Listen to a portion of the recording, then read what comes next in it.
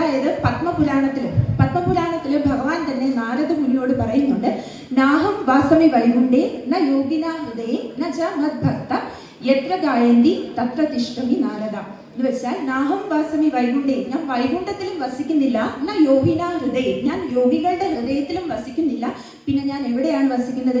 എവിടെയാണോ എൻ്റെ ഭക്തർ എൻ്റെ കഥകൾ അല്ലെങ്കിൽ എന്നെ പറ്റി, അതായത് ഭഗവാനെ പറ്റി സംവദിക്കുന്നത് എവിടെയാണോ, ഭഗവാന്റെ കാര്യം ചർച്ച ചെയ്യുന്നത് എവിടെയാണോ, ഞാൻ അവിടെയാണ് ഉണ്ടാവുക എന്ന് ഭഗവാൻ പത്മപുരാണത്തില് നാരദ മുനിയോട് പറയുന്നുണ്ട്.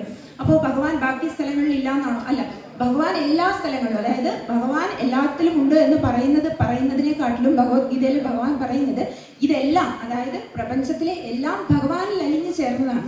അപ്പോൾ ഭഗവാൻ പറയാണ്, ഞാൻ വൈകുണ്ഠത്തിൽ വസിക്കുന്നില്ല എന്ന് വെച്ചാൽ ഭഗവാൻ എല്ലായിടത്തും ഉണ്ട്. പക്ഷെ ഇപ്പൊ നമ്മൾ ഒരു പൂവ്, അതായത് മനോഹരമായ നല്ല സുഗന്ധമുള്ള ഒരു പൂവ്, അപ്പൊ ആ പൂവ്